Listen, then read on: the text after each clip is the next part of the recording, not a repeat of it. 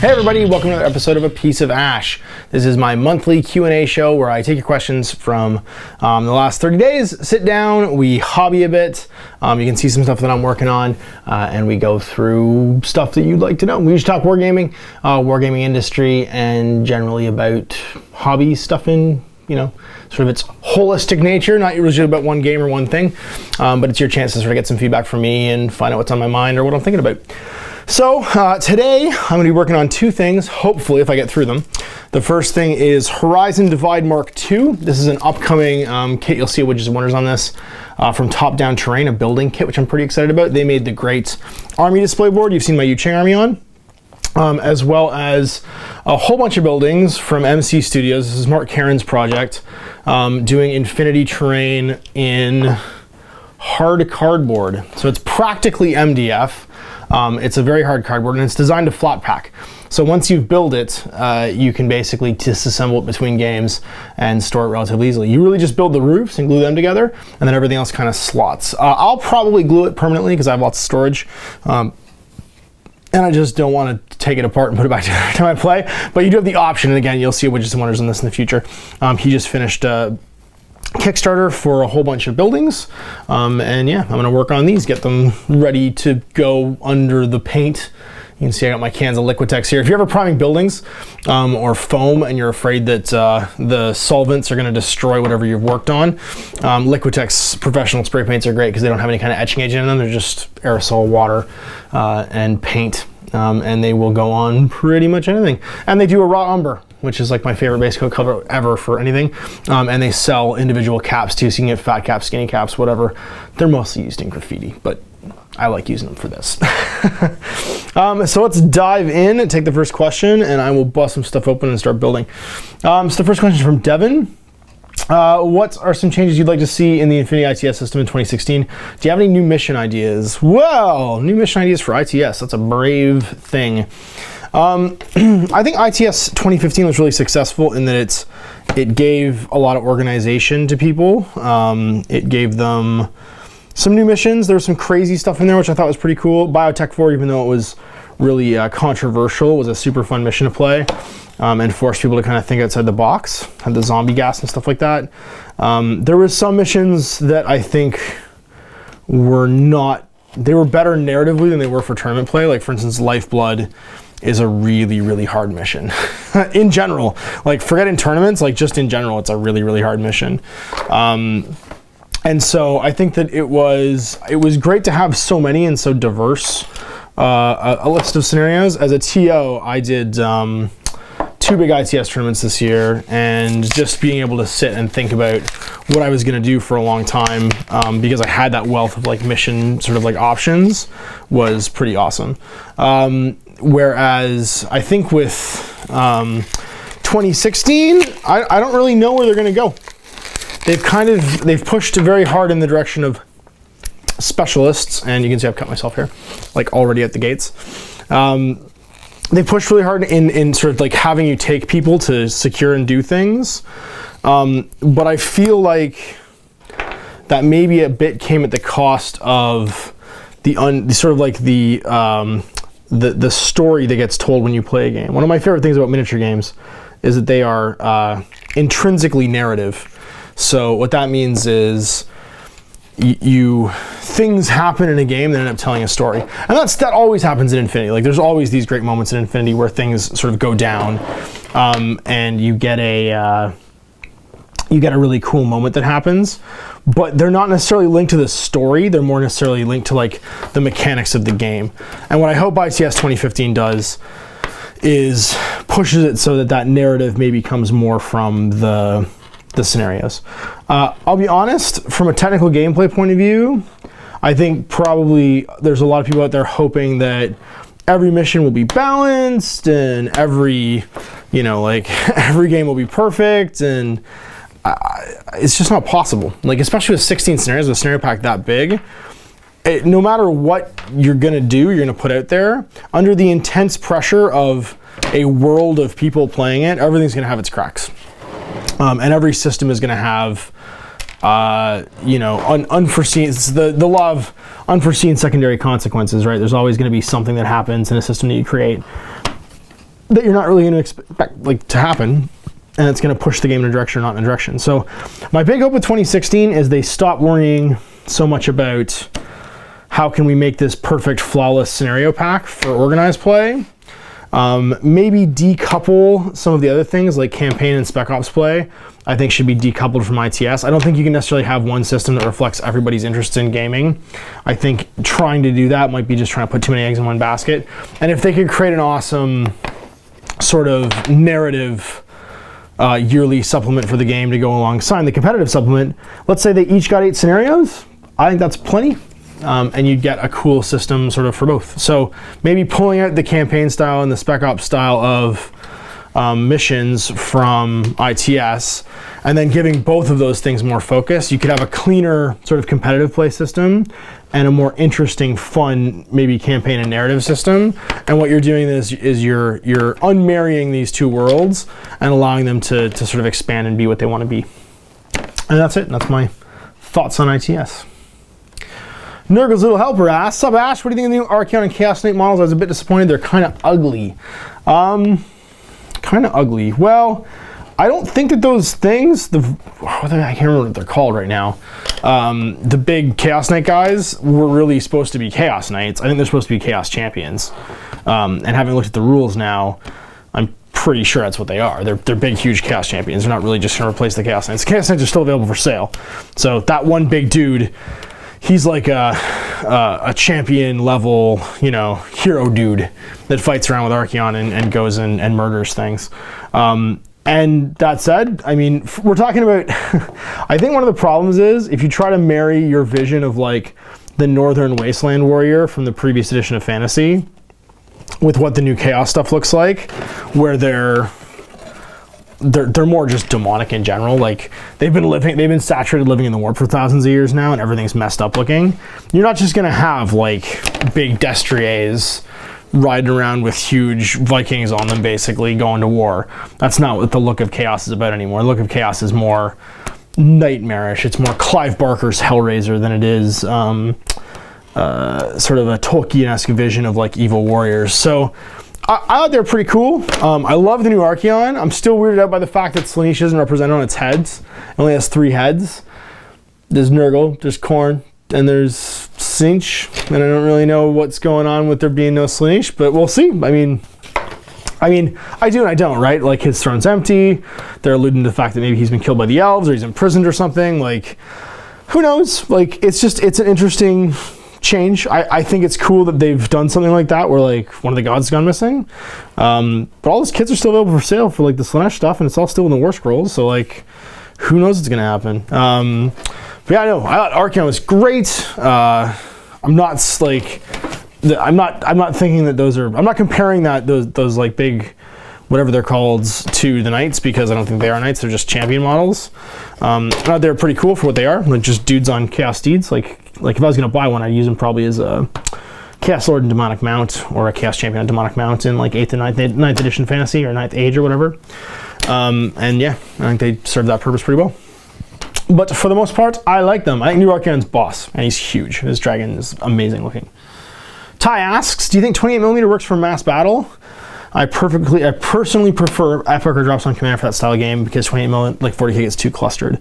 I think the sweet spot for 28mm is company level games. And when I say company level, what I mean is like there's a company command, so some type of like commander. There is a bunch of squads, there's some dog faces, and then there is some supports, like some vehicles, some heavy weapon guys, whatever. And then you're kind of in the sweet spot there. Like that's probably like 40 or 50 models, some big models, some small models, some heroes, some grunts, and it fits just fine on a 6x4 table. Once you get past that, like for instance, like Apocalypse. I enjoy the spectacle of Apocalypse, like for 40k. I have no desire to play Apocalypse whatsoever. Like it just doesn't do anything for me. The only times I've ever really enjoyed playing Apocalypse was when we were just, a bunch of us got together with regular sized armies, not with like crazy huge Apocalypse monsters and stuff. and we played like a multiplayer game. I think that's, for me, that was my favorite like playing of Apocalypse, was when me and a group of friends spent an afternoon, not like a whole weekend, but just an afternoon with like maybe like 2,000 points each, and we played through a big sort of like narrative battle on like a bunch of push together tables. That's, to me, that's a good size game. It's a big game, and that's a fun sort of like 28 mil large game. Other than that, like, you lose focus on, I think for me, you lose focus on all the hard work that goes into the individual model at a certain scale. And yeah, I prefer smaller scale. And like 6mm Epic, I think, is the right scale for me to play Apocalypse in. Because I don't just want to have one, like if I'm going to go Titans, I don't want one Titan. I want like a maniple, like a huge,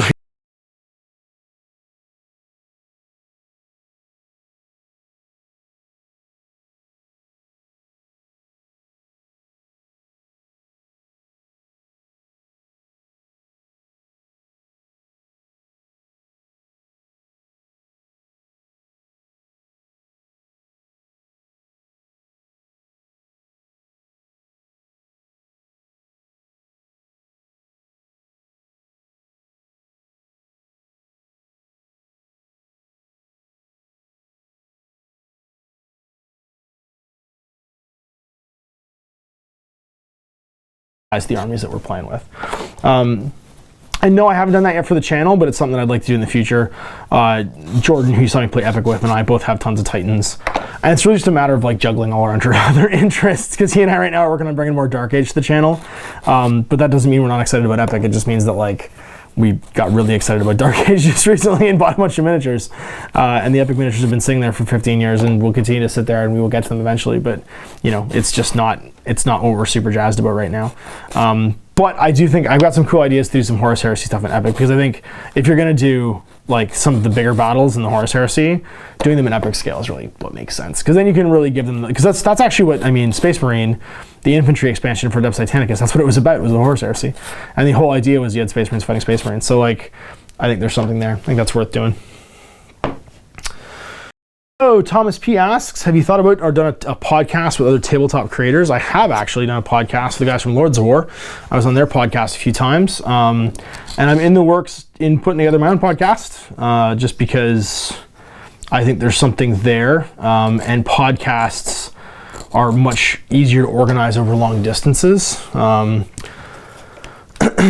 I think that I know some really talented people that I'd love to be able to chat with, and I think you guys would love to hear me chat with. And so yeah, that's something for 2016. So one of my resolutions is get the podcast going.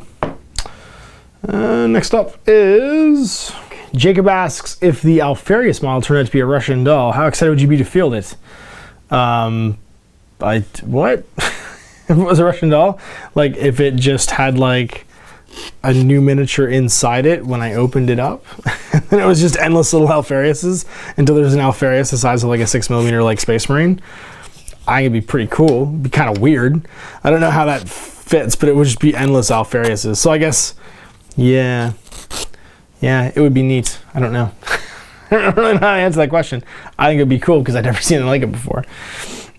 Next up, Bearded Dave asks, former regular at Fairview, do you know where your staff are now? Mike, Cal, Ramel, and Clarence. Miss you guys. So yeah, Bearded Dave, you are one of the customers at one of the first GW stores I ever managed, at the Fairview Mall in Toronto. And I do know where everybody is. Actually, Clarence is in Korea right now, teaching, and he's going to be back in January. And I'll be actually filming some Kings of War with him. He is super stoked. He went to the ETC this year as a coach for Team Canada. It's the European Team Championship for Fantasy, if you guys don't know what that is. Warhammer Fantasy. And got really excited. They gave everybody Kings of War rulebooks, because the ETC went on regardless of the fact that Age of Sigmar had come out. And they gave everybody Kings of War rulebooks, and he went and read it and got all excited about it. And actually him and Owen have been playing it online a whole bunch. And yeah, so he's coming, he's bringing 2 Kings of War armies, and he's like super stoked to show me how to play it. So that's happening. Cal is still in Mississauga, last I heard. I think he goes to X Planet Games, which is a store that my buddy Lionel owns, and plays lots of War Machine now. Mike Grimshaw is in Port Hope still, actually, which is where I went to high school and where my mom's family's from. And he is still gaming, actually. He chats every now and again with me on my YouTube videos. He messages me and talks about the videos and watches my videos. So we actually chat off and on. And then Mike Cheney is out in Nova Scotia. He was here for a while and then moved back out east with his fam. And actually his son is on my YouTube page and chats Andrew and chats occasionally with me about that stuff too. Ramel is still with Games Workshop. He is actually been with Games Workshop since I hired him to work in Fairview Mall in the winter of 2003. Yeah, winter 2003. So he has been with GW for a good long time now, and he has just actually done his veterans trip to the UK and is still there. He is managing the Vaughan Mills store. So if you're ever in Toronto, not Vaughan Mills anymore, sorry, it's the Langstaff Square store. So if you're ever in Toronto, if you go up to Langstaff Square, which is in Vaughan, it's just off the 400 highway, you can go see Mel anytime, and he is still there with his guard and his tons and tons of Lord of the Rings minis. And actually, John, who you've seen me play Lord of the Rings with every now and again, is one of Mel's customers. So he sends down his customers to come fight me. and we've just not been able to sync up. He's been going to come down and play Lord of the Rings with me for a while, but he hasn't been able to get the time off. Our schedules are just opposite right now. Yeah, as for the whole crew is, I still keep tabs on them all, and a lot of them I'm still in contact with. So Crownblade asks, hey Ash, I really enjoyed your Triumph and Treachery games and mini wargaming. Any chance we'll see some more of those? Probably. Actually, we have a copy of Triumph and Treachery here. You're going to see one for mini wargaming because I know Steve-O actually just filmed one just recently. So actually, I think it's been posted already even. I think it's already up, actually, because I think I saw it go up on mini wargaming. So yeah, there's that. We might do one sometime. I might try and do one for 9th Age, because I think that'd be fun if I can get a couple more people playing 9th Age. The rules really adaptable to anything though. I'd love to try out, somebody sent me actually a 40k mod version of it that I was going to try at mini wargaming, but then left. And I think it would work really well for Horus Heresy. I think it'd be super cool to do a 40k Horus Heresy Triumph and Treachery. So of course, if someone else does one before me, then they stole it from watching this, and you know that. My idea first. But yeah, there's definitely a chance. We love doing Triumph and Treachery. It's more just organizing a bunch of people to get together at the same time, which, gamers, it's like herding cats. So this piece right here, by the way, just if you guys watching, this is one of the roof pieces. And then what's going to happen is this is going to slot into it. So I'm just going to glue this roof piece together while I answer the next question. Do you have any thoughts on the Rainbow Warriors chapter from the Rogue Trader 40k days? I do, actually. There's not a lot about them in the actual background for the game. But I do know from talking with some of the guys who were around working for Workshop at that time, is they were actually supposed to be sort of an African-themed Space Marine chapter. The Rainbow Nations is one of the names for Africa because of just like the many different sort of like cultures and tribes and stuff that live there, and that was going to be their theme. And of course it gets taken into context, which I think is stupid because it actually has like a really neat embedding in like history, and yeah, that's like that's the most I really know about them, and there hasn't really been anything written about them, but that was supposed to be their shtick, was they were supposed to be a sort of a tribalistic, like loosely based on African myths and cultures, sort of a Space Marine thing. I don't think they got scrapped for any like particular reason other than like the fact that there was already lots of other Space Marine chapters that had slightly cooler sounding names like Dark Angels and Blood Angels and Crimson Fists and stuff that were getting like expanded upon at the time. And a lot of what used to drive like what got done back then was what the game designers were working on themselves, right? So like if someone made a Space Wolf army and was painting a Space Wolf army, then the Space Wolves would get like a lot of attention and stuff like that. Like it was very much driven by the passions of the people doing that stuff back then. And so for a lot of like decisions and stuff, that was a driving factor. So I don't think it had anything to do with not wanting to flush out that chapter. I think they just kind of like left by the wayside. There was another chapter too, the Flesh Eaters, that were like cannibals, that got kind of, I don't say forgotten about, but got not really expanded upon during that era too. And I think for much the same reason. And even like the coolest one, and I've actually seen people make miniatures for these in that same Rogue Trader like bit of art, was the Field Police, the like MPs of the Space Marines, who I thought were super cool, and I always wanted to see someone do like a full chapter of. And I've seen on the net like people have done them from time to time, but they were another thing that like I wish I wish more had been done for it, because I just think it's such a cool idea. There's like sort of 40K MPs. I got to make sure I do this right, because if I do this wrong, if I do this wrong, the floor is not going to fit in. You have to put the floor in next, because otherwise the floor won't fit in at all. And that means this floor is getting painted the same color as everything else, but that's life. That is now happening. Oliver the Bureaucrat asks, what do you think makes a miniature game great, and what do you think the biggest pitfall in game development? Oh, okay, so you use the word game, so I'm going to assume what you mean is rules, and that you're not talking holistically. Because there are lots of miniature games, and there are lots of model companies, and sometimes those two things go together, and sometimes they don't. So there are games without miniatures, and there are companies without games that make miniatures. But what I'm going to assume is that what you mean is something... I'm going to assume you mean something like what the big companies do, where they make miniatures and they write a game as well, because that's, I think, the safest assumption from your question. And so what do I think makes a miniature game, and I'm just going to go a step further in your sentence and say a miniature game company great, and what are some of the pitfalls and stuff. So it's pretty simple, I think, what makes them great. They have to have a great product. They have to have something that people want to buy, and that's models.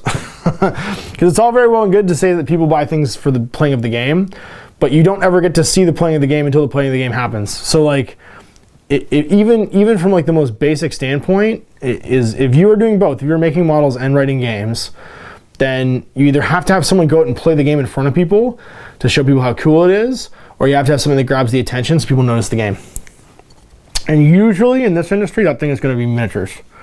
Because without the miniatures, there is nothing that gets people's attention from the get-go, right off the hop, where you look at it and you go, holy crap, that's cool, that's neat, I want to buy that, I want to own that, that thing is neato and cool. And so, yeah, you have to have a great product people want to buy. When I say great product, what I really mean is nice looking miniatures, or nice looking whatever it is that you play your game with. So, because even Magic the Gathering, they don't have to put art on there, but they pay an absorbent amount of money on art, because the cards not only have to be good in the game, they have to look cool, like at least a little bit cool. They can't just be nothing, right? They can't be nothing on the card. You could very easily just play with just stats on the card, but that's not what captures the imagination of people. Even hardcore gamers they want some kind of like an attachment to what they're doing in that like popular culture, and for a lot of people that's the art and the mythos and the story and stuff. Hell, there's Magic the Gathering novels, like, and that's a thing, right? Like, people write books about a card game because it's got a universe and it's got a world and fleshed out characters and stuff. So I think that's got to be something that a miniature game has. It has to have a great product people want to buy. And then that product itself needs to be designed in such a way that it can appeal to people who are approaching it from different angles. So like, for instance, if I was to take one of the reasons why Citadel plastic kits are so successful and have been successful for so long, is that they're designed with lots of key things in mind. They're designed to be easy to put together for the most part, and with easy to read and understand instructions. So if you don't have any interest in the miniature, apart from the academic, right? Like, what does it do for me in a game? You're not overly challenged by the building of the miniature. Like, you can get, like, even a 12-year-old kid can put together the model successfully. They can get it from on the frame to on the table with a minimum of headaches and having not like thrown it against a wall and smashed it. But at the same time, those kits all offer enough that they are also interesting to build, and they make people who enjoy building and collecting miniatures go, oh boy, this is cool, I want to build and collect a bunch of these because I can do different things with them and I can bodge them around, I can make them neat and unique and different. And so I think that's the second thing, is there's layers in a product design, right? Where the kits need to be both simple to use, but then fun and innovative and different, and allow for like a variety of options and neat challenges and things that inspire people. They need to be fun to paint, which means lots of detail, and lots, well, not necessarily too much detail, like there's such thing as too much detail, but it needs to be, you know, challenging enough that someone looks at it and wants to actually pick it up and paint it. And I think finally, they need to be representative of whatever the hook is in your IP, right? So whatever it is that is attracting people to your product line that people are going to think is cool about your product line, the miniatures need to like embody that and live that. So like, I'll give you an example. Privateer Press has to make cool robot kits. Like, that's a thing. They make robots. Their robot kits have to be cool. They don't get a choice. They've decided to make part of their living to be about making robot kits. So making cool robot kits is kind of something that the designers have to do. Like, their designs have to be unique, they have to be interesting. They have to follow a certain aesthetic that's already sort of like ingrained in previous designs, right? That like top heavy little legs sort of look that's the iconic sort of Iron Kingdom's Warjack has to be something that they look like, and that's something that the designers I think really work to capture. And same with the Imperial Space Marine. The Imperial Space Marine that the Games Workshop designers make, he has a silhouette, right? He has a recognizable big chunky silhouette that is both easy to recognize and at the same time, you know, I think it has a visceral impact, right? Like especially if you ever see one of the ones that are like, you know, statues or something that GW's made that looks like that's designed to be like full scale. You look at one, you go, oh my gosh, how big those things are. And it kind of like blows your mind. And it's designed to blow your mind. It's designed to be this big, impressive like thing. And so great product, I think, is the first thing. And yay, I've successfully built the first one of these MC Studios card buildings. Pretty sharp looking. I can get some primer on tonight while this dries and move on to stage 2. So great product, I think, is one. And then that actually goes all the way to the books and stuff too. So when you're saying, you know, hey, I've made a great product, it also has to be, you know, the rules of the game have to be such that the books are visually appealing. They have great art in them. They're laid out in a user-friendly way where people can find the rules. There's some thought put into how the rules even are presented to people, right? Like, what order do you have the rules presented to you in? And so that's, I think, a really key thing, is that great product doesn't just mean one kind of great product, it means that all your products have that same sort of thing linked to them. And then the game itself, in order for a miniature game to be great, it has to be around. And I've said this before, and what that means is it can't go to business. I know that sounds obtuse, but if a miniature company goes out of business, it wasn't great, because if it was great, it would still be in business. And so the game itself needs to lend itself to the survival of that company, and that means that the game needs to generate sales. So how does a game generate sales? Well, encourage people to want to buy things, to buy different things, to buy multiples of things, and to continue to explore. I think a really great miniature game encourages the exploration of the rules themselves and how the game's played over time.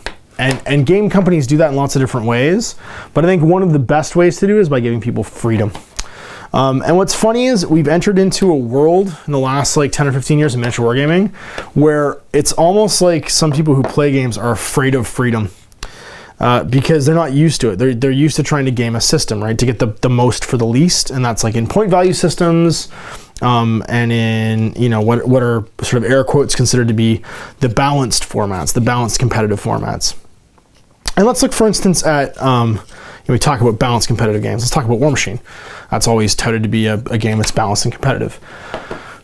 What's really fascinating about that is War Machine is practically a points-free game. And a lot of people don't acknowledge that. But what's the difference between a 2-point solo and a 2-point solo? How do you grade them against each other? It has almost a flat sort of point system. It previously had a point system that was 10 times bigger, and a point system that was going into the hundreds. So where you play a 50-point game of War Machine now, you'd play a 500-point game of War Machine before. And when they went to Mark II, they just flattened the point system. If something was worth like 58 points before, it's worth 6 points now. Not even sometimes. But it's entered into the realm where you can't necessarily judge a model by its value, right? By what the points are actually representing. So to say, for instance, that for 2 points, you get the same value out of Rupert Corvello in an army that you do out of, I don't know, let's say Rutger Shaw. He's 2 points, I think. I might be getting that wrong, but I think he is. It's just wrong, right? Like Rupert Garvolo is a bargain at 2 points. Rutger Shaw is, what do I do with this guy? I mean, he might situationally be useful, but what am I taking him for, right? And so it's not really talked about or acknowledged very much, especially by War Machine players, but I find War Machine to be at this stage in its sort of like life cycle, pretty much a point-free system. It's traded points for slots, and its points values seem to be almost like a ballparking of how big a footprint in the meta does X or Y have. And that's how many points we think it's worth. There's no exact science to like what's a 2-point model, what's a 4-point model, I don't think. I think there's some starting formulas, like for instance, Warcasters all seem to have a starting formula for their armor, where their defense and their hit points or their life points or whatever equals something around 30. Like it's usually like roughly 30. The ones that are more competitive tend to break that. So like for instance, the Butcher's at like 32, because I think he's 14, 18 to start off with, like Butcher 1. And that's sort of like, that's where like the sort of value start is for those guys. But yeah, so you've got what's considered to be a balanced tactical game that doesn't really use points, right? It uses kind of a ballpark estimation as to what stuff's worth. And I think that's fine. I think it's balanced. Like I don't think it's unbalanced by any stretch of the imagination, but it's not assigning everything a unique and completely accurate at all times point value. I think that system accepts the fact that it's really hard to actually grade something for what it's worth in game, because what it's worth in game is always changing, and so it does its best just to give you like a ballpark, and then say, okay, game the system. And so I think that's actually a great move for a miniature company, because what they've done is they've basically just made miniatures into magic cards, and they've said that each of these magic cards has an X size footprint in your deck, and when they say deck they mean army, and you know, go ahead and take as many cards as you want, or take as many cards as you can and get the best deck you can with X amount of space. And that's kind of where War Machine is at right now, and it's sort of like it's gaming sort of like life cycle is that it's encouraging people to buy stuff and experiment and switch things up and not worry so much about the points, because the points aren't like figuring out what's worth it and what isn't is more based on what stuff does than how many points it is in a game. If something does something, you'll pay any amount of points. Like if something does something that you need for like the trick or the thing that your army does in War Machine, you just take it. Like you don't worry about how many points it is. You just take it and that's it. It's done. So yeah, so do I think that it's important to have freedom in a miniature war game, and that like it allows you to like tinker and experiment, you don't worry so much about getting the most for the least? Then yes, I do, because that keeps you buying stuff. And to use Private Press as an example again, well, it's cool, they sit on top of each other. They have done more and more to encourage people to continue to buy stuff in the form of things like tier lists and all of these kind of like ongoing I guess you would say encouragements to buy miniatures and buy models. And that's, I think, a smart move. And so a good miniature company continues to like push that forward. They're using like the gaming lever to try and drive sales, but that's kind of really the lever they're pulling the hardest. But I think it's smart, and I think that it's worth doing. And I think GW just did it with Age of Sigmar, where they stopped making you worry about points, and it's become more about like completely about points. And it's more, hey, do you like this miniature? Hey, do you like what it does in the game? Then you should buy it. And some people that freaks them out because it's not what they're used to, and that's fine. And that might not be the game for them. But for some people, just being able to look at a miniature and go, hey, cool, I want to use that. Can I use that? And having the answer always be yes is a big deal. And those people will buy those miniatures, and that's good for the company because it continues to promote sales. And vice versa, some game companies don't even worry about miniatures, right? They might produce some miniatures, but they're more concerned with selling you rules. And so what they do is they just sell you rules. And again, that's fine. That's a valid way of going about doing this whole thing. And if that works, then yeah, like you've got your games out there that might sell a few miniatures. So my buddy Joey at World's End Publishing, he's got some miniatures for his game, for his This Is Not a Test. But even in his book, he's got miniatures from tons of different companies, and actively promotes and encourages people to go and check out all kinds of different miniature ranges to play the game. And his was more about writing a game that would let you do whatever you wanted with the miniatures that you thought were cool. Frostgrave from Osprey, that I've been playing a whole bunch recently, is very much in the same vein, right? Like, the book has tons of miniatures from tons of companies in it. Nick at North Star is making official Frostgrave miniatures, but it's more about letting you go, hey, check out all these cool miniatures that I've had forever sitting in a box. I could play this game right now if I wanted to, and then you go and you do it. And so I think that that's, again, the mark of a great company is that they make a great product, and then that they give you the freedom to tinker and experiment and try something new, and continue to buy miniatures. Like, you're never done collecting miniatures.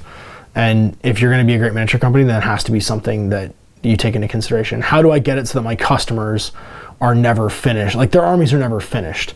You know, to use the Boromir meme, one does not finish or simply finish collecting a miniature or collecting an army. Duag asks, first off, dude, I have to say congrats on the co-op success so far. Now my question is, are you excited about Black Library now doing books set in the 31K period, like the Beast of Rises saga? There was a bunch of hype around it. I vaguely understand what it is. Like, I vaguely understand that it's basically the Proto-Imperium, right? It's like, it's the early days after the Emperor gets incarcerated in the Golden Throne. And there's another big threat to the Imperium. And there might even be some Primarchs still alive, right? Like booting around and doing things, and Gilman's writing the big book of Astartes, and you know, it's not the Imperium we know today. I'd love to know more about that Imperium. They haven't really launched it yet, though, to my knowledge. Like, I don't know if the Beast Rises is out. I'm super excited to read it when I do, sort of like get my chance to. But as of right now, I see this as being like the thing they might do after they've wrapped the Horus Heresy, because they have to at some point. Like, it's the 31K or the 30K stuff has started to honestly dither a little bit. Like, the war doesn't go on that long, and there are a million stories, and you could mine it for years, but at some point they need to get on with it, and we need to get to Terra. Like, I remember the original brief when Horus Rising came into the shops, and it was like, it's going to be 7 books, and Dan's going to write the first one and the last one. That's going to be it. And now we're like, God knows what, like some insane number of books, which I'm super happy about, because all the books have been great, and it's been an amazing like ride to like see them flesh out the Horus Heresy the way they have. But it does have to come to an end at some point, and hopefully the 31K stuff will sort of continue to drive forward. They're like playing around with the idea of this young Imperium and this Proto-Imperium and stuff like that, and I'm excited about it. I would love to see more sort of behind the veil. Not too much. I don't want them to George Lucas it. I don't want to do too much about everything. I hate when they do that. Honestly, just show me just the right amount, not too much. I can't tell you what just the right amount is, but I don't want to know everything. I want there to be some mystery, because the mystery is what makes us obsess over the background and the culture and the story. We can't know too much, because if we know too much, then it gets a bit ruined. Whereas with the 30K stuff, I think we've gotten to just the right point. Whereas if they just start to wrap it up now, we'll be in a sweet spot. If they go too much further, we might no longer be in a sweet spot. Lonely Orc asks, hey Ash, I'm currently using GW's glues for selling models. Problem is they smell super bad and cost a fortune. What glues do you like? Keep it up, keep it good work. It depends on what I'm doing. Now, here's the thing, good things aren't cheap and cheap things aren't good. So the glues that I recommend aren't necessarily going to be cheaper than GW's glues, but they are the glues that I like the most. For super glue, I like Guerrilla super glue. I use it all the time. It's effectively GW super glue from like 5 or 10 years ago. Has a great bond, works great if you use accelerants like Zip Kicker, and generally is just a really high quality super glue. So I recommend it. You can get it at any hardware store, usually in North America, for like $7 or $8. Now, no cyanoacrylate is going to smell good. Like, you don't want to go sniffing glue. If you're building plastic miniatures, though, that is a super glue. That's good for metal and resin components. Then I recommend either Tamiya Brush On Model Master, which is like a clear brush on paint. I prefer brush on plastic glues, honestly, than cap plastic glues. If I do use a cap plastic glue, then I do like the Testors Model Master Series with the metal applicator, because the metal applicator you can actually clean by just pulling it out and running a lighter across it. It'll actually like melt out and solvent out all of the dried up glue that's in there. And then you can clear your nozzle that way and keep it nice and sort of like fresh. But yeah, no, I prefer brush on applicant. And again, with any kind of plastic glue, any kind of thing that's going to be a polystyrene cement, you're talking about a solvent that melts plastic. It will never smell good. So yeah, you're not gonna build plastic miniatures in any kind of permanent way without some type of bad smell. So I apologize, I will not be able to give you anything with a good smell, but I can give you, those are some great companies' glues that I use a lot and I think are great. Spanky asks, hey Ash, you said in your last episode you won a Golden Demon. Can we see the mini that won them? I think you have. It was, I'm trying to remember. I think I won a gold for best squad at a Canadian Games Day ages ago. And I think I got a bronze in the Open one year. And I got a silver for something. I don't remember. I think one of my Inquisitor squads won. My Inquisitor retinues, my Hereticus Inquisitor retinues, I think won. A Bloodraven Terminator squad won. And I think I got one for an Ultramarines champion I did. I honestly don't know where most of those, except for the Bloodravens. I'm not super sure where most of those miniatures are. But post on my Facebook page and remind me, and I'll see if I can go through like my photo bucket and dig out photos or something, because I probably have photos somewhere at some point. But yeah, no, I have a gold, silver, and a bronze from Canadian Games Days. So yeah.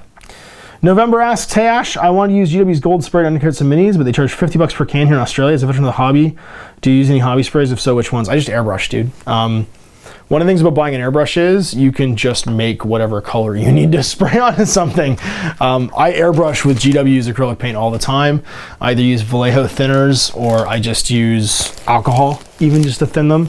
And yeah, you can get a lot of mileage. And then you're not like buying cans of paint, you're just using whatever you have lying around to get the color you want, and you have no problem brush matching it later on either. You can brush match anything because you've got the paint literally in front of you while you're getting ready to use it to go ahead and match the color. So yeah, you don't have to worry about it at all. So yeah, that's what I do, is I bought an airbrush. You know, you can get away with, I'm not sure what a Patriot 105 on Amazon would cost you, but if you can grab yourself a Patriot 105, you can get a lot of just basic work done with that thing. It's a nice basic workhorse. Get yourself a compressor with a, you know, a modulator on it so you can change your air pressure, and a vapor trap, and you're good to go. And you'll get, I mean, if you use it for 5 or 10 years and you use it, you know, 3 or 4 times a month, it'll easily pay for itself. It'll easily be like one can of $50 gold spray. You know, you could probably spend that three times, get yourself a decent airbrush set up, and then never really have to buy anything again. You just use what you need, and you don't worry about it going bad, and then you just use the paints that you want to use and the colors you want to use whenever you need them. You just kind of have base coating on demand. The Mordheim Tourist Information Board asks, what tactics would you recommend for playing a Mordheim campaign with a Kizelvite warband? Is this gonna go in your tourist handout for tourists that want to go to Mordheim? The Kizelvites are gonna get these handed out at the local like tourism office. I guess, I don't know. I honestly don't remember a lot about the Kizelvite warband. I remember the Kizelvite archer that you could buy as a hard sword. She was released in like the, I think 2003 or 2004, like sort of like repush for Mordheim. But yeah, you could have a bear, I remember. You had your boyar, I think, who was your leader, and then you had your bear, and generally they work a lot like human mercenaries in that they can kind of do anything, but they get a big guy, and big guys in Mordheim are things like trolls, ogres, bears, whatever. Really, everybody has access to a big hot guy because everybody can, for the most part, hire the ogre bodyguard, which, you know, is like the Gennaro big guy that everybody can have. But the bear was pretty cool with the bear handler. He was kind of discounted, if I remember correctly, because you paid the bear handlers a tax. Like you had to have the bear handler before you could have the bear. And he was generally pretty good, if I remember, as a fighter. But yeah, I think that's like your strength is shooting, and the fact that you have access to a big guy. Your skill mix was pretty much on par with the other human mercenaries. Like your leader can have everything, and then you're specialized kind of to 1 or 2 trees for your champions and stuff. So sorry I can't be more help, but like I honestly don't remember the real specifics about what the Kizzlevites have access to. I think they had access to some special equipment too, but I don't remember what it was. But kudos for most creative question title from the More Hunters Information Board. I will probably go and look at the Kizzlevite Warband now because I'm ashamed I can't remember more about them. Azerian Thundertard asks, oh man, everybody's competing for best names today. Do you have any tips for building a community for Age of Sigmar in my area in Seattle and the scene is super dead or quiet? Honestly, the best way I've found to build a scene, if you want, like air quotes, a scene, is to go and play the game with people that are also excited to play the game. And I know that sounds like obtuse if you don't have anyone to play with right now, but use social networking. So if Seattle has a Facebook group for gaming or not, or maybe start one. So like if you started like a Seattle Age of Sigmar gaming group on Facebook, people would get search returns that said that name, and you might be able to find some people and get together, and then go and be loud and proud about playing the game. Like every GW store is going to be able to host games of Age of Sigmar, and do it right. Like, you know, if you're gonna, the best thing I've ever sort of been able to give out as advice for promoting games, and this is more to do with like indie games that nobody plays at all, not games that have like an entire retail chain that are, you know, supporting them and stuff, is that you know, if you want people to play a game, all you have to do is be excited about it. And when you play it right. Play with fully painted armies, play battle plans, and don't like try and drag people into the game. Find people who are also excited about the game and play it with them. Because then people are going to come over and wonder what you're doing and be excited about it and want to join in. Like, people want to go to a party if people are already having fun. And there's got to be people in Seattle, dude, they're probably just not connected, that are excited about Age of Sigmar. You just need to get them together, get them to all show up somewhere and play a game. The reason I know it's popular is there's like a super active Ontario Hobbit League. Like, Ontario did not, to my knowledge, have like a really put together group of people playing The Hobbit and Lord of the Rings when I left Canada. And when I came back, there was like this Facebook group and like all these people, and they reached out to me and they've come and you've seen them play games with me. Like Sean's been in to play some games. Some other guys have talked about coming in from the group. And yeah, like that's huge. Like, that's a game that, you know, has never really been super loud, especially online, for playing apart from sort of its little enclaves like the One Ring and, you know, big Facebook groups and the GBHL and stuff. But those guys just got together. Like, they make a point of getting together and playing games. They run activities and events. They're always hanging out online, talking to each other and getting each other excited. And when they go and play games, they just have a great time. And people see them have a great time and want to join in. And that group is like growing like crazy. So yeah, like, I think that's it. Like, you just find other people that are excited about it, go play some games in front of people, and other people will get excited too, I promise. Tuffy Robinson and the Magnetics. That's like a cool band name. Do you ever miss mini wargaming? It was sad, but now I've come to see it's a blessing in disguise. Like our favorite TV character left and got their own spin-off series. Do you see it this way? Well, I mean, I was never going to be with mini wargaming forever. It was a fun job. And I think that you're right. I think that like being able to just like do whatever I like, as far as like what I'm doing, and be able to help like all kinds of people get their products off the ground, and you know, like try and show off all these great things people are making and games people have written, is kind of surreal in how awesome it is. So yeah, no, what I miss about mini wargaming is the people. Like, I made some great friends there, but I'm lucky I see them a lot. Like, I went for you know, like holiday drinks with the lads at mini wargaming just like a week and a half ago, 2 weeks ago. Went and saw Steve-O and Chris, and met Cork for the first time because I never met him before, and Lee from Iceland. I'd never met those guys before and got to meet them. But yeah, like, I just miss the people, you know, and the shenanigans and stuff we got into. I was super glad they did a holiday special, because they hadn't really done stuff, and now they're going to do the mini wargaming too, which I was super excited about, because one of the things I was most proud of my time there was when we made the mini wargaming. It was a lot of fun, and the guys really came together to make that thing happen. So like, I think it's cool they're going to do another one, and yeah, and like, just, it's like anything, you know, like you meet like awesome people wherever you go, and they're just another group of awesome people I got to meet. and yeah, and so like, I don't really feel bad about it though, because I still see them. You know, I can go see them whenever I want. The only problem is that we all do like gaming and record games for a living. So like, when I have free time, I'm doing this. When they have free time, they want to do anything but this. So we don't get to connect tons. That said, they do love coming in and playing games that they don't play on Anywhere Gaming. So like Chris has been in to see Owen a whole bunch to play like Battlefleet Gothic and stuff. And Leland's actually just been by just recently to play some Infinity, although he's not with Anywhere Gaming anymore. So like I do see the guys, you know, like it's not like I don't see them at all. It's just hard to sync up your schedule when, you know, you're off work and you don't want to be doing the thing that you do at work, because it's no longer, it's work now. It's not necessarily just fun. Tyler Emerson asks, hey man, what could GW do that they might actually do to increase Age of Sigmar sales and players, especially in large markets? This could be online or offline. Thanks.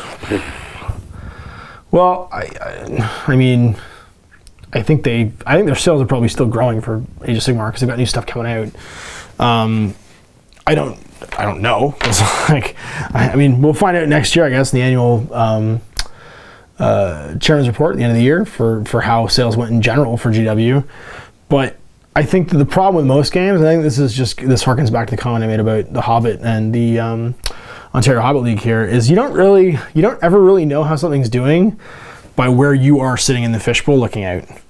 And if Age of Sigmar is not like super popular in your area, it might be super popular somewhere else. Like, and I think that's kind of the big mistake a lot of people make, is that they assume that either like the popularist opinion, like for instance, like, you know, the internet has the opinion that Age of Sigmar is killing games workshop and blah blah blah. Well, I don't think that's true. Like, I think that you know, it's a new product and it's probably selling as well as any other new product does.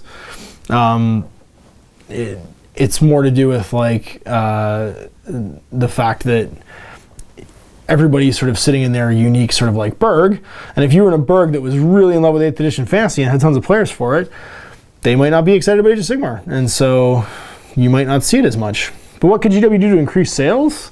I think the biggest thing is just keep putting stuff out steady, and continue to give people different ways to play the game. I would love to see like an official like dungeon crawl expansion for Age of Sigmar. I think that game lends itself really well to like pick up and play style games like that, like a real, like, you know, progressively generated dungeon Age of Sigmar style with some like character development rules and stuff. I think would be amazing. I think the rules themselves are perfect for that kind of game. They're simple enough, you can bolt almost anything into it.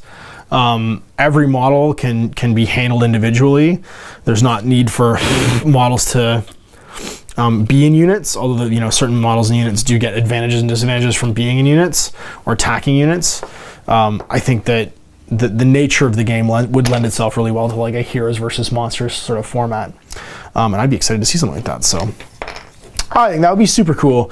And I think that's really it. It kind of goes back to my what makes great miniature companies great thing, is keep giving people reasons to build and paint the models that you've made that are new and cool, and then keep releasing new and cool models. So like I would like to see the Stormcast, for instance, get more personality. And what I mean by that is I'd like to see so like Azure is basically a space station. If you've seen like the pictures of what the place where the Stormcast are from, the big city that's in the sky and the sort of realm of heavens looks like, it's a space station. And there's all kinds of people living there. Like when the war against chaos was basically lost and Sigmar locked the gates, all kinds of people and races were up there with them.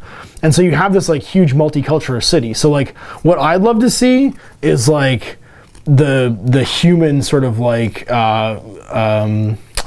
soldiers that also, like the city guard, you know what I mean, the elves that are there, what are they doing, and are they part of like the Sigmar's military, you know, like expand it that way. Give me some other cool stuff that can be part of the Stormcast, you know, that are interesting and kind of lend itself to that story, because I think that's the biggest thing that they need to do right now, is they need to continue to develop this plot, this sort of like galactic fantasy that they're starting to build, and you got to keep us interested in it. That means teasing out new and unique things, and so if I started to see like, you know, elvish guys in Sigmar armor, or like I made those Azerian Thunder Guard for exactly that reason. I made ogres that were painted up like my Stormcast, because there's got to be some ogres up there, you know, like all of the races have banded together to fight chaos in the storyline, so why not have a bunch of ogres that are living in Azer that have basically just been like trained and indoctrinated into the Sigmar's military? I think that would be cool. I'd love to see some stuff like that. I think that's kind of where the opportunity is. They've they've sort of thrown the floodgates open for, hey, let's do whatever we want. So now do whatever you want and make it like sort of cast off the shackles of your current model range and all of the crazy stuff that you have, and just keep making us new and crazy stuff. And then give us different ways to play it. And I think and then it just grows organically, right? Because the more like, oh, that's neat that you get out there, the more you're going to capture different people's interests. So people that might not have been interested in a mass battle game like Age of Sigmar the way it is, might be interested in a dungeon crawl or a Heroes versus Monsters thing. And the rules are all free, so you just release modules or books that go along with those rules. And you keep bolting stuff onto it.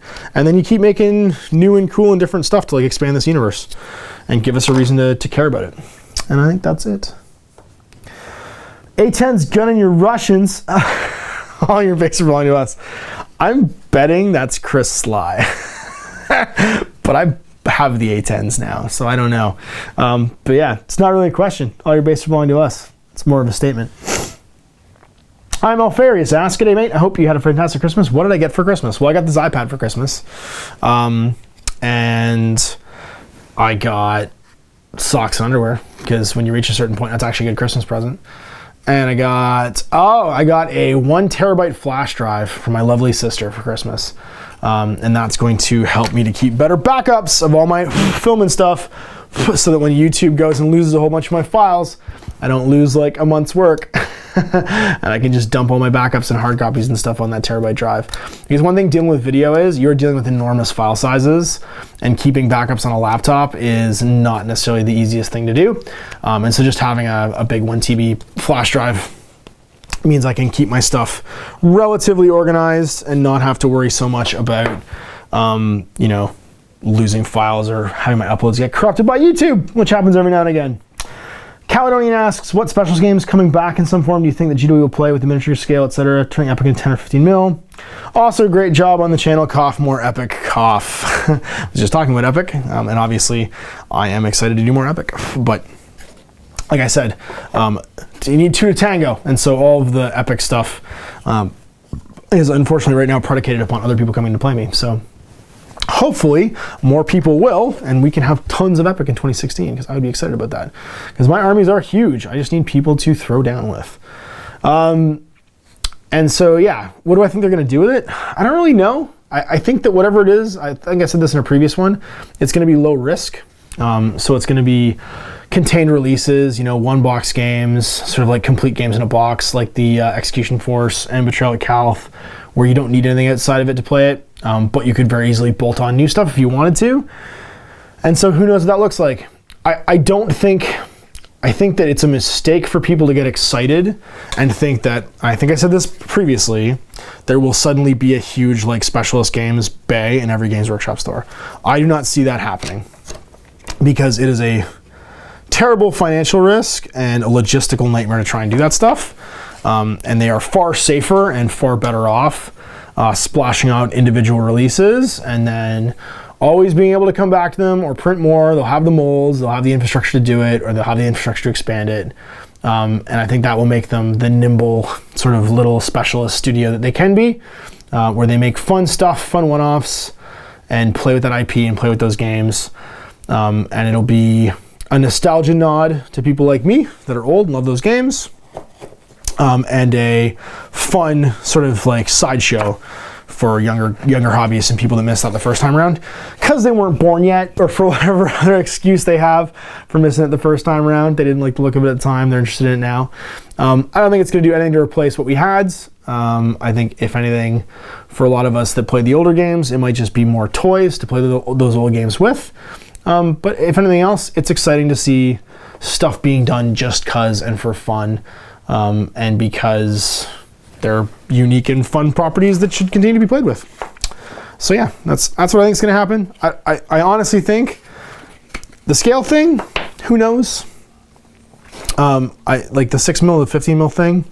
I don't know. They might. I mean, 6 mil is a very popular mass combat game. There is a valid reason for changing the scale. Like if they change the scale, then we can't use any of our existing stuff and we'd have to buy the new stuff. But at the same time, GW doesn't typically do that kind of thing. Like they typically try and keep the people that bought it before happy with what they bought before, and that usually means not just randomly changing the scale just cause. Like I don't see that reason being a reason for GW to do it. That's not usually how the thinking goes at GW of, hey, let's just change something just because we can, because it'll make people have to buy new stuff. That's not. That's usually done either by accident. It's not usually done maliciously and on purpose. I've found, but that's just, again, my harmful opinion. Zugzug asks, Alpha Legion, closet loyalist or traitor? Oh, a much more complicated question than that. The Alpha Legion, if you've read the book Legion, the big thing that the Alpha Legion are, sort of like, they're tasked with at the end is that Alpharius and Megan, the twin Primarchs, are tasked with asking the question, what would the Emperor do? So just like what would Brian Boitano do, it is a big question and has a lot of ins and outs. And so in order to save the galaxy, in completion, like either humanity can die in and of itself, and potentially the rest of the galaxy might go on and live, or the humanity can kind of like soldier through this apocalypse and weaken the galaxy to the point where everything dies. They are forced to ask themselves, what would the Emperor do? And so that's the question that Eldrad and the Alien Cabal kind of pose to them, and they make their choice. And the choice seems to be, we don't even really know what the choice is, but the choice seems to be to try and save the galaxy at the cost of the human race. And it also seems to be that they fail, because if we take the last 10,000 years of 40k history as being true, then they don't, like, the horse is defeated. So they don't make it. The Alpha Legion don't succeed.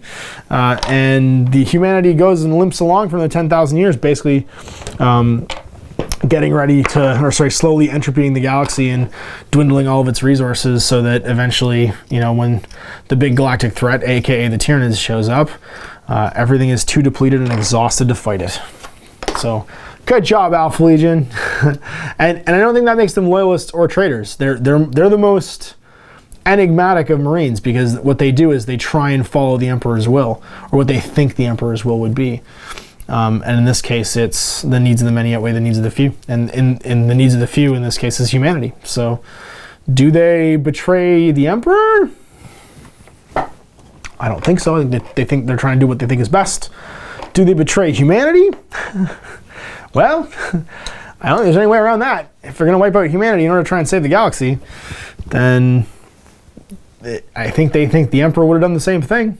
And so it's not just them that would have betrayed humanity. It's the Emperor himself. If that is what the Emperor's will was, then he himself was a traitor. Gilbert asks, did you know of Beyond the Gates of Antares or Caprice and Other Games? Would you be interested in covering it? If you are, I'm sure they'd love to hear and perhaps be willing to help. Well, I'll cover anything. My buddy Christian actually just got Beyond the Gates of Antares. He's a huge bolt action fan, so when he saw that there was a sci-fi game being done with sort of like the basic core mechanics of that game in mind, he was super excited about it and backed the Kickstarter, and he's super happy with it so far. So I would love to check it out. I'm sure I could find some local people willing to give it a shot with me too. And yeah, if you have it in with Warlord and you want to get them in touch with me, I'm more than happy to cover it and give it a go, because I love sci-fi games, and it looks like the hard sci-fi version of 40k, which I think is neat. And I've loved recently all of the writing that Rick, writing the interviews and stuff that Rick did with like Play Unplugged on the history of GW, and just sort of like where his brain's been at with writing miniature games and stuff in the last little while. So I think it would be super neat to see what he's been working on and see what's new. Next up, Peter Shrug asks, have you ever been to England, or if you could, what would you do here? I recommend the fish and chips. I've been to England lots of times. I worked for Workshop for 13 years, so there's a lot of trips to England. I've been all over the north and south. My wife and I had a great friend who did her master's in fine art at the Glasgow School of Art, so we've been to Scotland and stuff as well. And I also have family in England, so I'd been there even before Workshop just to visit them. So what would I still like to do in England that I haven't done? I would like to hike, well, not in England, but in the Isles. I would like to hike the new open national trail that goes all the way from the north end to the south end of Wales. I think that would be awesome. I would love to try and do that. Basement Dweller Kyle asks, hey Ash, thank you for all the awesome content and hard work over the last year. I have an annual resolution to learn 4 new games a year. What games would you recommend? Well, I don't know what games you play already. This question's going to be hard. But if I was going to recommend that anybody learn 4 games in a year, I would say that they should be 4 games that you can use your existing miniature collection with. So I highly recommend you learn Frostgrave, because Frostgrave, once again, you just need the book. And if you have fantasy miniatures already, you can probably bodge a warband into what you already have. I would highly recommend Pulp Alley. Pulp Alley is a miniature game that allows you to basically do any kind of heroic adventure you want. And if you get the expansion for it, the Mysterious Island, you get rules for everything from like laser guns to zombies and stuff too. So I highly recommend Pulp Alley. Then I also think that if you haven't given Infinity a shot, you should give Infinity a shot. It's a really rules intensive game, but it's a super rewarding game to play, and the miniatures are beautiful. And then finally, I think I would definitely, if you're a big fan of the post-apocalyptia, give, this is not a chest a shot, because again, you can use any miniatures you've got already probably to make a warband style game. And the setting is open enough that you could kind of set it wherever you want. So like for instance, mine set it in Fallout, but you could set it in anything from like Real Earth Today to Gamma World to whatever nuclear nightmare your brain can come up with. And it works, I think, just as well for zombie games as it does for the post-apocalyptic genre and all that stuff in between. So highly recommend that one. Those are 4 great games from this year. And I really like recommending to people that they check out games that they can use their existing miniature collection for and just kind of broaden their horizons with indie games. So there's my 4 recommendations for anyone to try it this year. Up next, Sam asks, Open Combat's Fantasy Skirmish? Not a question. Yes, I did actually go and research that shortly thereafter the last episode, and I found out that Open Combat is a Fantasy Skirmish game. It's pretty neat looking, I'll be honest with you. The thing could be used for fantasy, medieval, like hard medieval if you want, all kinds of other kind of like genres, and I think it's worth giving a look. So I'm going to look more into it. Unfortunately, it is in the UK right now, and with our terrible Canadian dollar, that is a problem for just me buying things sight unseen. So I'm going to do a little bit more research. I'm going to do what I usually do and go ask about it and let Adventure Forum and see what those guys say, and see if I can find some reviews or anybody playing or whatever, and give it the old butcher's look, and then see what I think. But thank you for that. And yes, some kindly commenters went and checked and found out for me in the last episode. Jaimar asks, Gamar, something like that. Fancy name. Ash, you ever take a crack at designing your own war game? What would the rules look like? Epic size, skirmish, whatever. I have written a skirmish game for the Zombie Apocalypse, and I'll probably, one of my resolutions for 2016 is to finally finish it and get it done, and to show you guys how it looks. If you saw my episode 20 of Widgets and Wonders, you can see some of the terrain I've already got made for it, and it on a new mat from Urban Mats, which is the mat I'll probably use actually to play the game, which is a 3x3 mat for the Urban District, which looks really, really good. And it's skirmish based. It's a lot like the favorite games of mine that you've seen me play, which are games like Mordheim, games like This Is Not a Test, games like Frostgrave, where you're leading a plucky band of adventurers. There's a strong sort of like narrative sense to the game, and you can just kind of use whatever miniatures you like. So it is written with exactly that in mind, of being a miniature war game for guys who have collections of like zombies and survivor miniatures and just want to play a miniature war game for the sake of playing a miniature war game with the miniatures that they like. And I know that it's funny. I was actually talking on Facebook Messenger with Jason DeRush, who you've seen me do all the This Is Not a Test games with. And I was talking to him about my resolutions for the year, and he was gone for like 10 minutes, and then he messaged me like, I just ordered a bunch of Survivor stuff from Hassle Free, so we have to do this now. And I was like, okay, you are so impulsive. Yeah, but he's awesome, because I gave him an excuse to buy a bunch of zombie survivors, and he just went and did it. And now apparently we're going to be doing zombie apocalypse games this year, because Jason is demanding it. So yes, the answer is yes, and it's skirmish based, and you'll see more of it this year. William Hackinson asks, Six Shot Savior is his name online. Hi Ash, greetings from Gothenburg, Sweden. I've recently started playing Morats Infinity. I'm loving the game. My question is, what sectorial archetype would you like Corvus Belli to release? My Kazakhs! I want my Kazakhs so bad. They were literally the first miniatures I bought from Corvus Belli, was the original Ariadne starter sets. And I love the Scouts, I love my Paracommandos, I love the veteran Kazakhs, I love the line Kazakhs. I love the idea of like Kazakhs in space, and I want my Kazakh sectorial. And I want to be able to use the Anaconda in it, because I bought an Anaconda because surely this thing with a big red star in the front of it can be used by the Kazakhs or by like the vanilla Ariadne, and then it wasn't available to anybody but the Merovingians, and I was just like, oh! My tag sits on a shelf, unloved, because I cannot use it with my beloved Kazakhs. So I'm really hoping the Anaconda can get used with the Kazakhs, because I really, really want to paint it, and I love my Kazakhs. So Kazakhs! Do Kazakhs soon, because I love them. Shaggy asks, what's been your worst hobby-related gift you've ever received? Also, if you played AVP yet, would love to see me paint some Predators. I haven't played AVP. I haven't played any of those new board games from Protos, actually. If I was going to play something from Protos, I would definitely finally get around to playing Warzone, the new edition of Warzone. I have a bunch of old metal Warzone miniatures that I want to paint up to play the new Warzone game with, and my buddy Jay is in the same spot, so yeah, we will probably do that at some point. Another Jay. This is Jay, not Jason, but you see me play Frostgrave with Jay. You know what I'm talking about. But yeah, no, I would love to play that. And what's the worst hobby-related gift I've ever received? My parents, for years, thought I needed a magnifying glass to paint miniatures with, and I've never needed one. Like, I don't have great eyesight. Like, I wear contacts, but I've never needed, like, I have great up-close vision. I just don't have great far-away vision. And I kept getting those like light/magnifying glass combos and feeling really bad because I'd never used them. I just they just got in the way. It was just something annoying in front of my face that I would never use, and like my parents kept buying them for me, and I kept being like, oh yeah, it broke. Like when I was at university, or like just never using it, or like giving it to someone that I thought that said they wanted one or that needed it. And I felt really bad, but like I've never needed one or really understood the use for them. I guess some people like need them and can use them and stuff, but like I've just never known the purpose.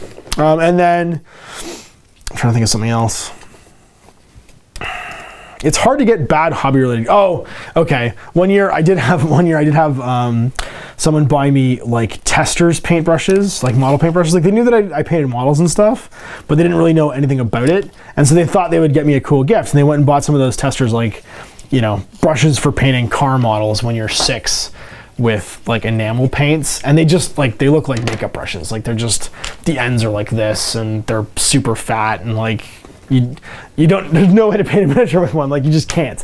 And so I had to be like, yeah, awesome, yay. And then I think I just used them to stir paint or something. Like they didn't get, I don't think I used to actually paint miniatures at all. And I felt bad, but that person didn't really. It's usually, you get a bad hobby gift because the person doesn't really understand what you do. Not because they're trying to get you a bad gift, but because they wanted to get you something and, you know, they thought this was tangentially related, and it is, it's just not entirely correct. And so you don't quite get the right thing. AJ, are you continuing the Facebook resolution page this upcoming year? I am. I'm just going to rename it. So if you've joined the hobby resolution group, I will be doing my big final post for it sometime either the evening of or the weekend of the new year, and then starting a new thread. And that's really what we'll do, is I'll put a new big pin post up in that group, and that hobby resolution page will just start over and everyone else will start a new post and blog for the whole year. But I had a pretty big year this year. Not as big as some, but I'm happy with it. And considering, you know, just how much I got done and all the changes and stuff I did, I think it was well worth doing. And a lot of people seem to get a lot of mileage out of the resolution page. So hopefully it goes big and strong again this year and people keep with it. It's like, the hobby resolution page I found is like jogging. You have to keep it updated. You can't get behind, and you just got to do it. You do it every day and you get some results. You don't, then you don't. But every time you paint something, you got to go and keep track and see how you are and set yourself goals and just kind of grind away at it. But it went good this year, and we're going to definitely do it again next year. Shadow Tiger asks, have you read The Last Church by Graham McNeil? And if so, what did you think? Oh, I have. If you haven't read it, The Last Church is a great Horus Heresy short story about literally the last church. It's about a church on Terra during the Unification Wars that gets visited by the Emperor. And it's the conversation between him and I guess the last priest, the last person, you know, of one of Earth's old faiths. They never get explicit as to like what it is really, but one of Earth's old faiths basically, you know, and it hasn't really been like kept up. Like, it's already like moldering. Like, no one goes there, and it's half like, you know, torn down. But there's a guy there just sort of keeping the pilot light lit. And there's this wonder. I won't ruin it for people because I don't think it's. I think it's something you should. If you like that background thing, you should definitely read it for yourself, because it is fairly revealing into where the mind of the Emperor is, as far as his imperial truth, and sort of what he's selling the Imperium during the Great Crusade. But I really liked it. I thought it was really. It was a very for a short story in the 40K universe with no action. It was hard to put down. And I think that's a great. That's the hallmark of a great story in general. You know, it's not Flowers for Algernon, but it's still, if you get that reference, then you're old like me. But it's definitely a really well thought out look into how would the Emperor see, you know, the old religions of Earth, and why is he doing what he's doing? Why is he wiping them out? And you get to see some kind of neat sort of like glimpses too into the Unification Wars, and the fact that, you know, this conversation takes place before Space Marines. Like, the Emperor shows up at this church with a bunch of Thunder Warriors, and that in and of itself is like super duper cool. So if you haven't read it, give it a read. Yeah, I think it's well worth the time. And thanks for bringing it up, Shadow, because that's a fantastic piece of 30K fiction that might get overlooked otherwise. Your name is Clarence is my co-pilot. It could mean anything. What does that even mean? How excited are you for Drop Fleet Commander, and when are you playing Drop Zone? Praise be to our great Lord Clarence. Oh, Clarence. Like, you've been in Korea for almost a year, and yet people are still talking about you on my shows. I love the ship designs for Drop Fleet Commander. I think it looks really cool. I'm excited to see those like renders in real life and see what the ships finally look like, because I think they've got a really nice. It reminds me of like the EVE Online ships. I've never played EVE Online, but my buddy Drew was a huge EVE fan, and like I've seen him play it and seen some of the ship designs and stuff for that game, and it like the sort of like the architecture of the ships and stuff reminds me of that game. So I think that'd be super cool to see on the tabletop. And it's a spaceship game, which means we'll likely play it, because we kind of play every spaceship game, because Owen loves spaceship games, and I also love painting spaceships, and they're super easy usually to learn and pick up and play. So we will definitely be playing it. I have some Drop Zone stuff. I keep meaning to do Drop Zone. Owen's actually been playing a bunch of Drop Zone, but not filming it. We'll probably be doing it in the new year.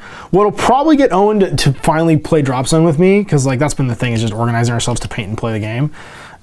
Is if Drop Fleet's really good, it'll make him want to play Drop Zone. So we may back into this the wrong way and do like the chicken before the egg. Like, we go and play the new game before we play the old game, and then get into the old game afterwards.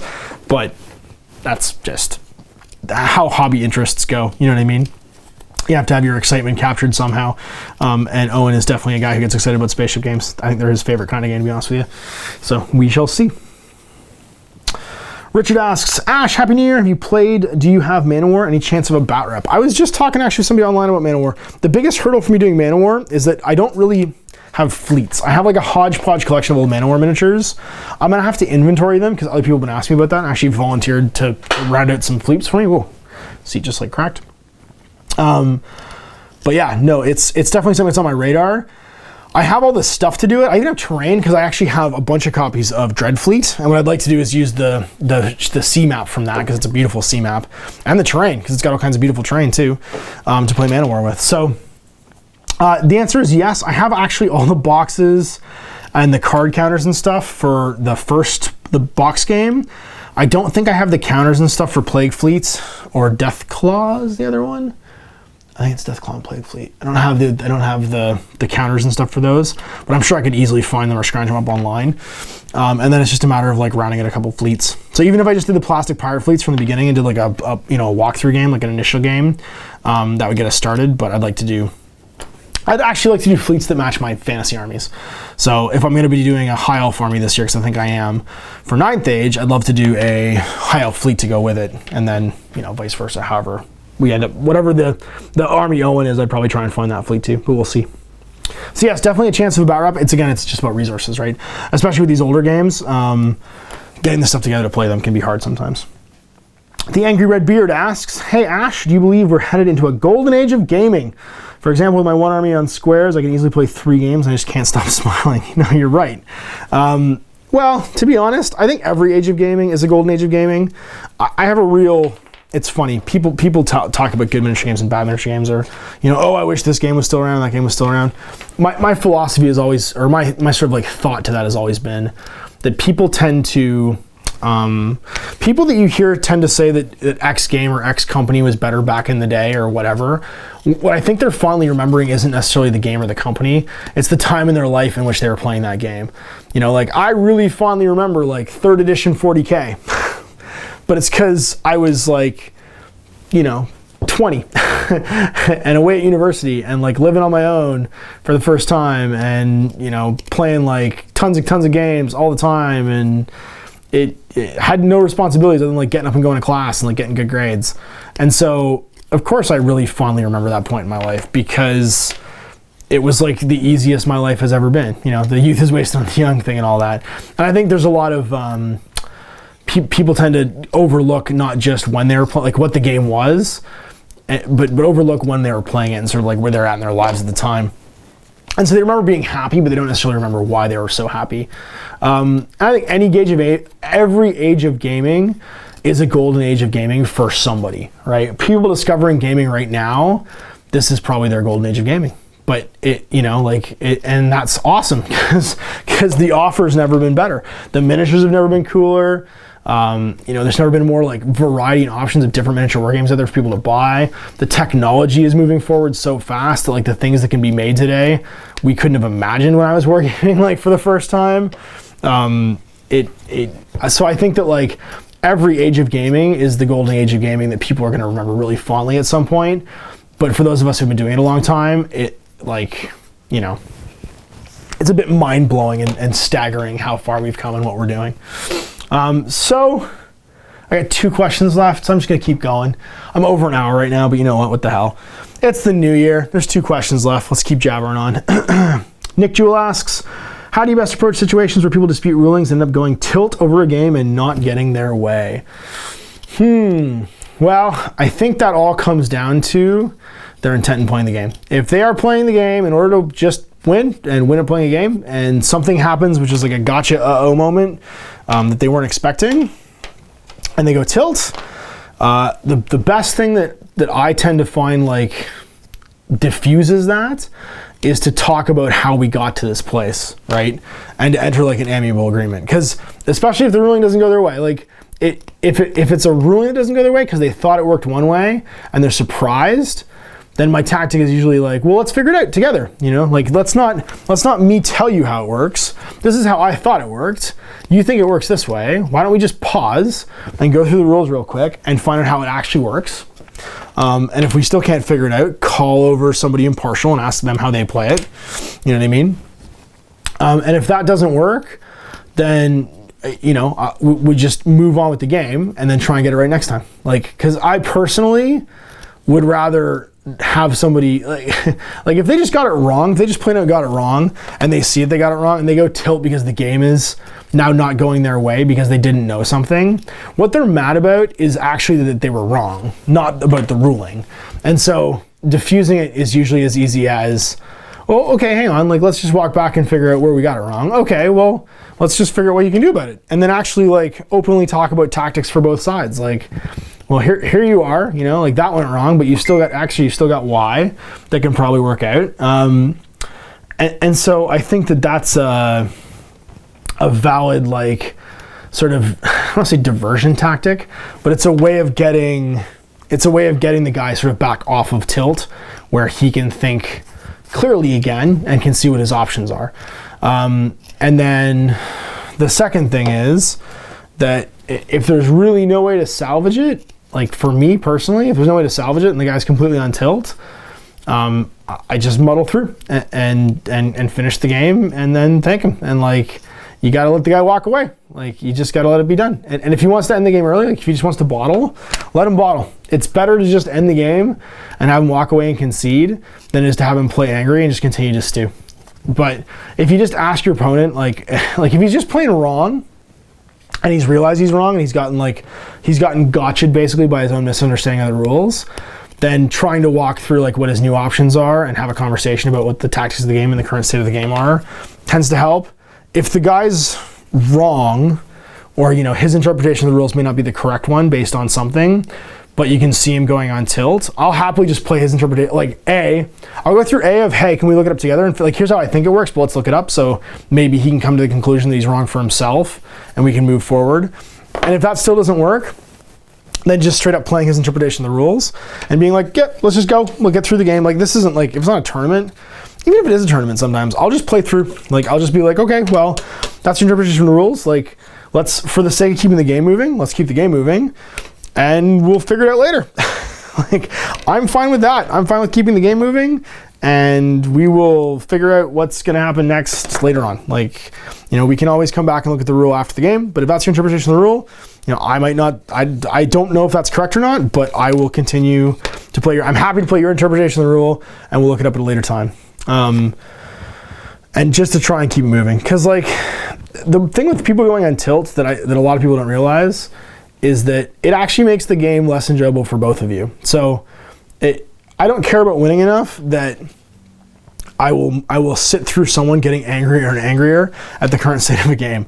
I will try and make it go away for both our sakes. I would rather that the game continued to like amicably or just went to its like conclusion.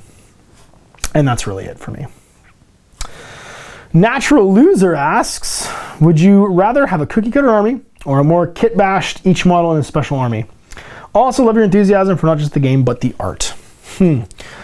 I think it's a bit of both. Like, there are times when I see a miniature or a design and I just really want to paint that design. Like like I want to do it exactly as it is on the box. You know, like I want to take the vision of what's been designed there and I want to just paint it. Like a lot of Infinity miniatures like that for me. I don't monkey with them. I don't convert them. I just want to paint those miniatures because I think those miniatures are super cool. I was like that with Confrontation. When Confrontation came out, there was tons of miniatures I bought. I didn't play the army. I just bought them because I wanted to paint those miniatures. Like, I have a small Wolfen army for Confrontation that had nothing to do with wanting to play Wolfen, but I just really wanted to paint like a good dozen Wolfen miniatures and ended up buying a whole bunch of them. Like, I bought Kiliox, who's like this big Wolfen special character, purely based on the fact that he's just an awesome big giant werewolf. And I wanted to paint an awesome big giant werewolf, and so I did.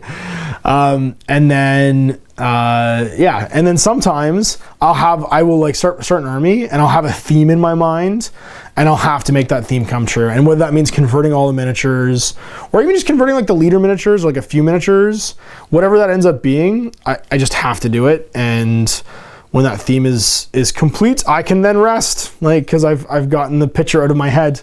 But I think it depends upon how my imagination's been captured. So, for instance, with Frostgrave, I just got really enamored with buying all these miniatures from these great companies that I'd never really had a reason to buy a miniature from before, and I didn't convert really anything. Like, even like the Frostgrave like plastics where there's tons of like opportunity for converting, I was just like, these are so cool, I'm just gonna build them like they are in the box and I'm gonna paint them.